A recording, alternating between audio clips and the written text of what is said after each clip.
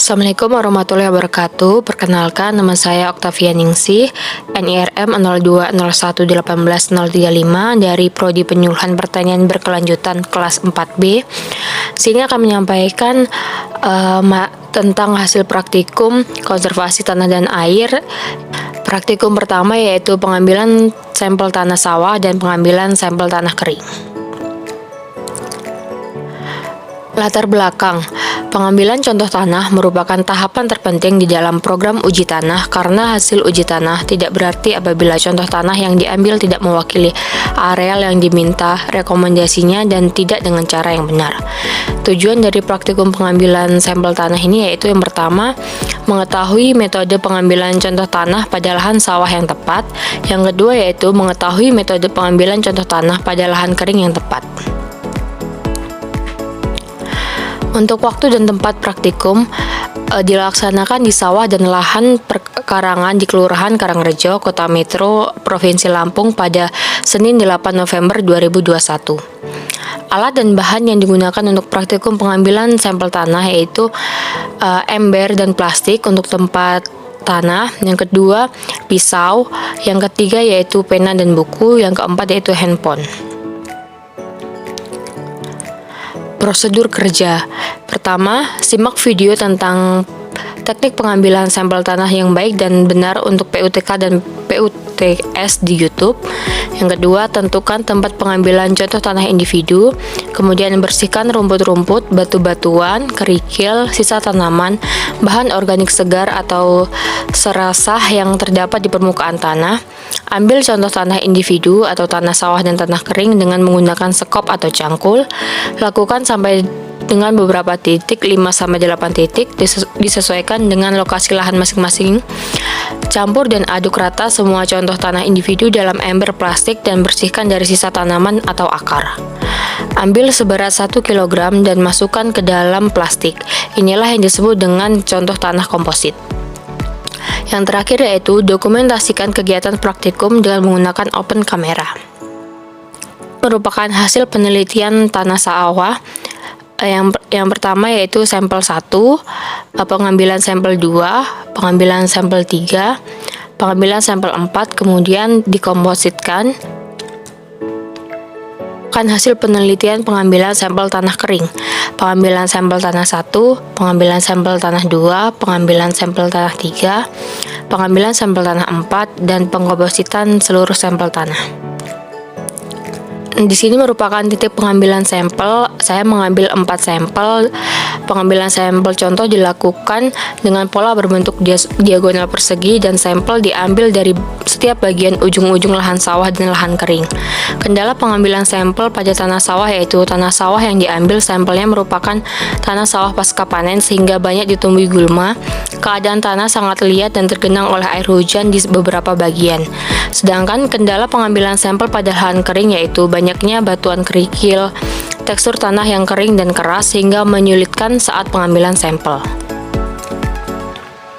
Kesimpulan dari praktikum pengambilan sampel tanah yaitu metode pengambilan contoh tanah pada lahan sawah dan lahan kering yang tepat adalah dengan cara memotong tanah dengan bentuk potongan seperti slide kue, kemudian diambil bagian potongan tengahnya.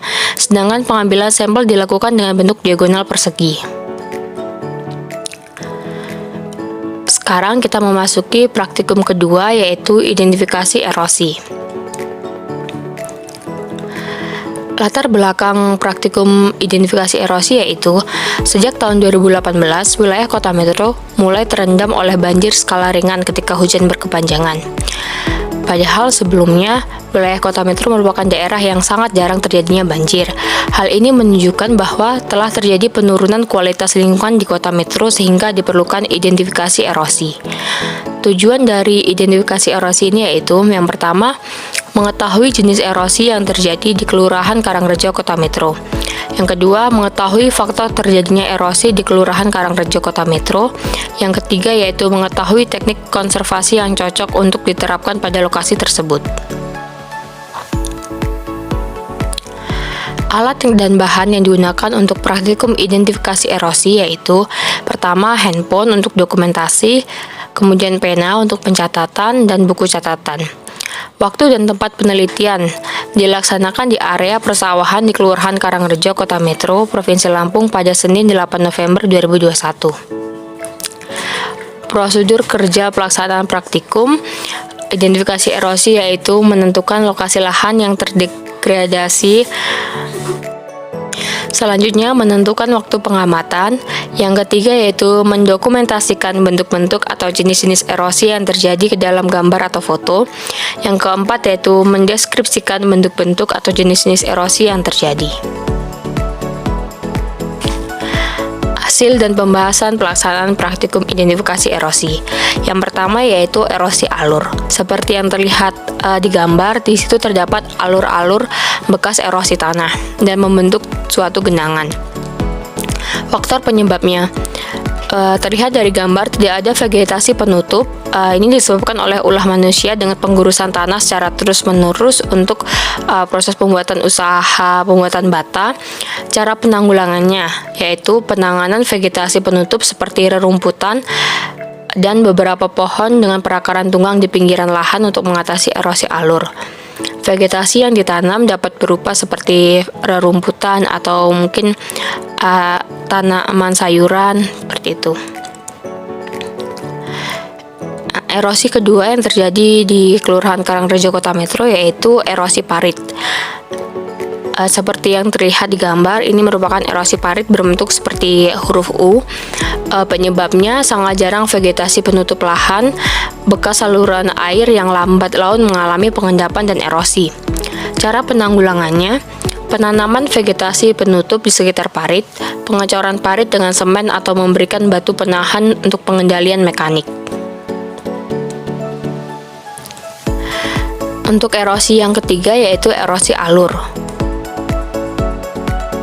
Untuk erosi yang ketiga yaitu ini adalah gambar untuk longsor ringan. Faktor penyebabnya sangat jarang vegetasi penutup lahan, hanya berupa rerumputan dan tidak ada pohon dengan perakaran kuat yang mampu menahan erosi tanah. Ditemukan bekas penebangan pohon di bagian tebing yang terjadi longsor. Cara penanggulangannya yaitu penanaman vegetasi penutup seperti rerumputan dan beberapa pohon dengan perakaran tunggang atau perakaran yang kuat di pinggiran lahan. Kesimpulan dari praktikum identifikasi erosi yaitu erosi yang terjadi di Kelurahan Karangrejo, Kecamatan Metro Utara, Kota Metro Lampung yaitu erosi alur, erosi parit, dan longsor ringan. Untuk penyebab erosi di lokasi pengamatan yaitu faktor jenis tanah, tidak adanya vegetasi penutup lahan, penebangan pohon atau vegetasi penutup lahan. Cara penanggulangannya yaitu dengan cara menanam kembali vegetasi penutup lahan di sekitar tanah yang rawan terjadi erosi, tidak menebang pohon di sekitar tebing, dan pengendalian secara mekanik dengan cara membuat batu penahan atau mengecor tanah yang rawan longsor. Selanjutnya yaitu perhitungan neraca air. Untuk hasil perhitungan neraca air sesuai dengan Excel yang telah diolah, terdapat data bulan Januari hingga bulan Desember, kemudian data curah hujan, data evapotranspirasi, kemudian untuk di bagian yang berwarna kuning menunjukkan data awal memasuki musim kemarau sehingga terjadi defisit. Pembahasannya berdasarkan data di atas, awal musim hujan terjadi di bulan November karena surplus curah hujan mulai terjadi pada bulan November, sehingga dapat disimpulkan bahwa curah hujan mulai tinggi pada bulan November. Sedangkan awal musim kemarau terjadi pada bulan Juni karena terjadi defisit curah hujan. Berdasarkan data di atas, total defisit di musim kemarau yaitu sebesar 241 mm, sedangkan total surplus pada musim hujan yaitu 1818 mm. Peningkatan indeks tanam dapat dilakukan dengan cara melakukan penanaman padi pada awal November karena sudah memasuki musim hujan sehingga kebutuhan air untuk budidaya padi tercukupi. Sedangkan pada bulan Juni awal musim kemarau sebaiknya petani menanam palawija yang tahan terhadap kekurangan air. Peningkatan indeks tanam juga dapat dilakukan dengan cara membuat bendungan penampungan air hujan menjelang musim kemarau agar kebutuhan air dapat terpenuhi. Selanjutnya yaitu konservasi tanah dan air secara vegetatif. Latar belakang pelaksanaan konservasi tanah dan air secara vegetatif yaitu pengelolaan lahan yang harus menerapkan suatu teknologi yang berwawasan konservasi. Yang kedua, pemanfaatan sumber daya alam yang berlebihan akan berdampak buruk untuk lingkungan. Tujuan dari pelaksanaan konservasi mengetahui tindakan konservasi tanah dan air secara vegetatif di kampus Cibalagung, Pelbangtan, Bogor. Alat dan bahan yang digunakan, pertama handphone untuk keperluan dokumentasi, pena untuk keperluan pencatatan, dan buku catatan untuk pencatatan. Waktu dan tempat. Pelaksanaan identifikasi pelaksanaan konservasi tanah dan air secara vegetatif di Pelbangtan Bogor dilaksanakan di area kampus Cibalagung, Pelbangtan Bogor, khususnya di lahan intercropping pada Selasa 11 Januari 2022. Untuk prosedur kerja, pertama yaitu pelaksanaan praktikum dilakukan secara observasi lapangan. Yang kedua, menentukan lokasi pengamatan. Yang ketiga, menentukan waktu pengamatan. Yang keempat, mengumpulkan informasi yang berkaitan dengan lokasi pengamatan. Kemudian, mengamati tindakan konservasi tanah dan air yang telah dilakukan pada lokasi pengamatan dan mengambil dokumentasinya. Yang terakhir, melakukan analisis hasil observasi. Hasil dan pembahasan berdasarkan praktikum yang telah dilakukan diperoleh hasil bahwa pelaksanaan konservasi secara vegetatif di Pelbangtan Bogor yang pertama yaitu konservasi secara strip cropping, rumput yang ditanam di salah satu lahan pertanian Pelbangtan Bogor yaitu tanaman serai dan rumput gajah yang merupakan tanaman dari jenis yang berdaun vertikal sehingga tidak menghalangi kebutuhan sinar matahari bagi tanaman pokok.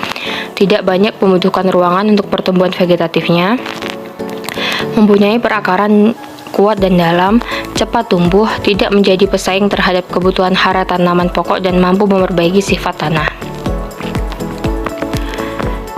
Yang kedua yaitu pergiliran tanaman.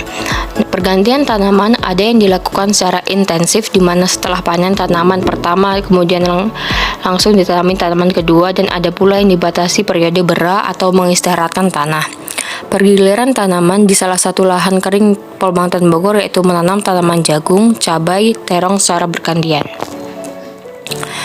Yang ketiga yaitu dengan cara intercropping. Tanaman yang ditanam di lahan intercropping Pelbangtan Bogor yaitu tanaman tahunan seperti kopi, alpukat, pisang, petsai, dan sawit. Jarak tanam setiap tanaman diatur dengan jarak 2 meter. Kerapatan penutupan tanah akan sangat menguntungkan untuk pencegahan erosi, mempertahankan kadar lengas tanah karena evaporasi terhambat, memperbaiki kondisi tanah karena aktivitas perakaran mempertinggi bahan organik tanah. Yang terakhir yaitu pembuatan lubang resapan biopori. Latar belakang pembuatan lubang resapan biopori yaitu yang pertama curah hujan di Bogor tinggi. Yang kedua, tingginya intensitas curah hujan harus dimanfaatkan dengan sebaik-baiknya agar tidak terjadi permasalahan yang lebih kompleks.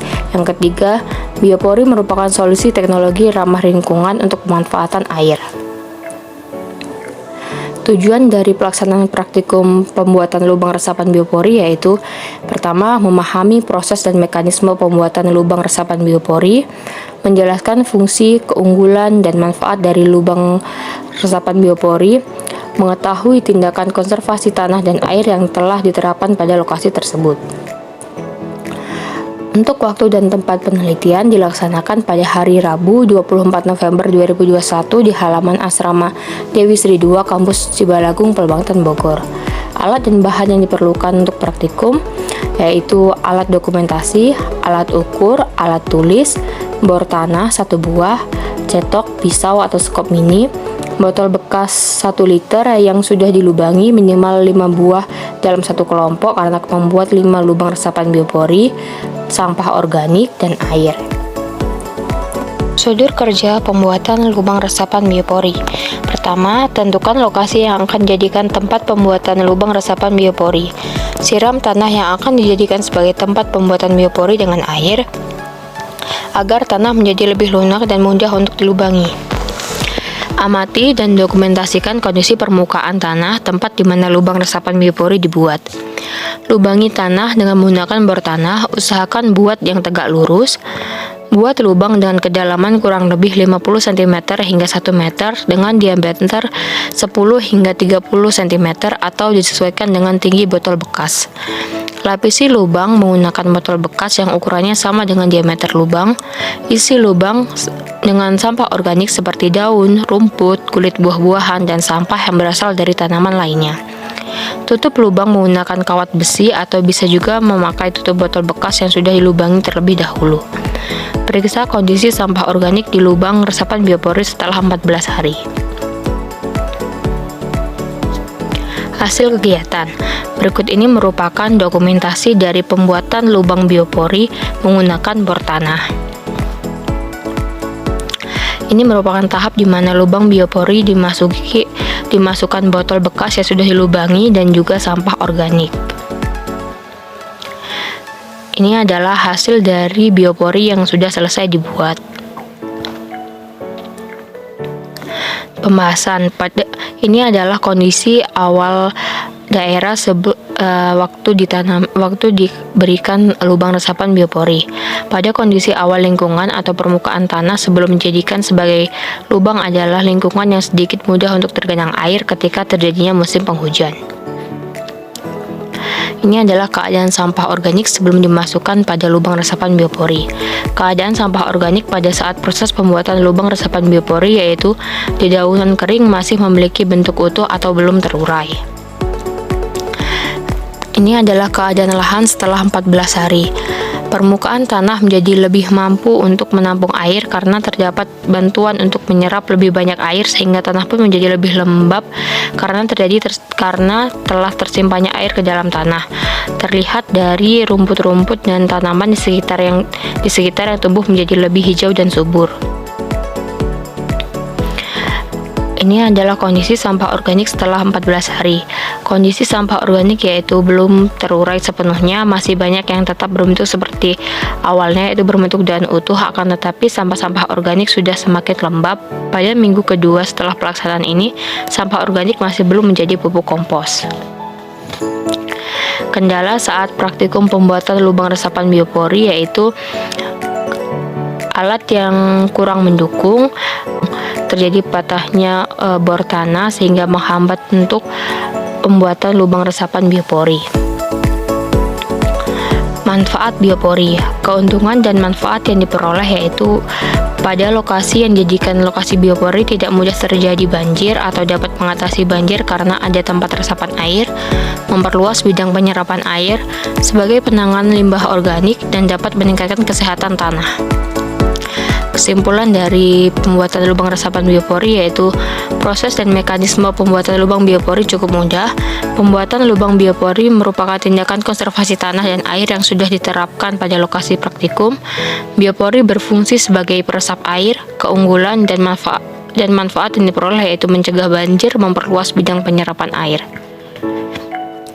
Sekian presentasi dari saya. Mohon maaf apabila ada kesalahan kata. Saya akhiri, wabillahi taufiq wal hidayah. Wassalamualaikum warahmatullahi wabarakatuh.